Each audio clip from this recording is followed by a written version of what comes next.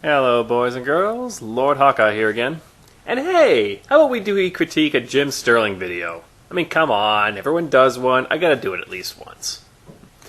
Jim recently did a video called Pressing the Issue, talking about what, if anything, should be the role of gaming journalism when it comes to everyone's bugbear these days, gamer harassment. Dun dun dun. Sorry. In other words, if there's an incident of people online ganging up on some developer or journalist or what have you, should the media report on it, or is that just feeding the trolls and they probably shouldn't do it? Jim basically says they should unless the victim doesn't want them to, in which case they should respect their wishes. His justification for why they should do it is really quite weak in my oh-so-humble opinion. Because it helps victims realize they aren't alone and don't need to be silent, as he says. This I really can't get behind. First of all, you don't need to make a big report in order to comfort harassment targets. And the media does not really have a role in reporting trolling. Why? Because it's not news. We all know they exist. We all know we do what we can to keep them at bay, and putting them in the limelight and making them feel like they matter is not how you go about it. Your job is to report on gaming. You are not anybody's nanny. Now, are there cases where it is the game journalist's job to report about harassment? Yes. If a game developer or anyone who works in the gaming industry acts in an abusive or otherwise unprofessional manner, that should be brought to the attention of his superiors because a good manager will appreciate knowing. If management refuses to deal with the situation, then, yeah, gaming reporters absolutely should make this fact known to the public that this is the standard that a firm chooses to hold with regards to customer relations. But reporting some troll on Greenlight calling you a name, that just makes you look either clueless about the internet, if not outright attention-starved.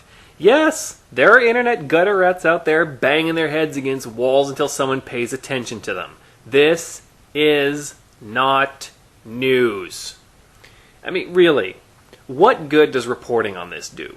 Shame the trolls into changing their ways? Ha! Inspire the internet to take action? By doing what? What exactly do you want me to do about trolls? I'm not their keeper. But let's get into the broader issue, shall we? Penn Jillette once said it best.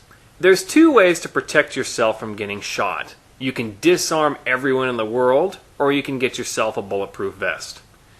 When targets of abuse are told to grow some thicker skin, this is always called victim blaming. The truth is, they're telling you the only solution that actually works. Sure, if you want to instead just brood over things you can't change all your life, go ahead, but what a wretched way to live life. And here's a saying I live by. Don't walk into the rain and then complain about getting wet. When I started doing these videos, I knew damn well what I was getting into. I knew there would be people who'd hate my guts for it. People who would insult me and spread lies to discredit me at all costs.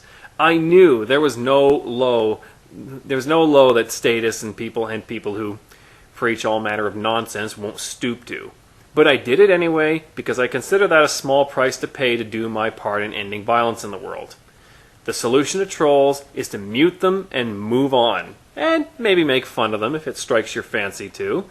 But stop treating them like they're some kind of threat to society that we need to rally the troops to combat. They aren't. They're parasites who will never amount to anything that matters. And deep down they know this. That's what makes them so angry and attention-starved.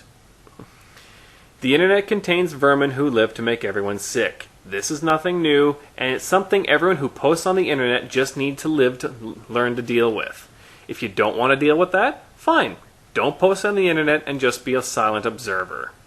But otherwise, you know what you're getting into. Don't act surprised when it happens. Until next time, be aware and be wise.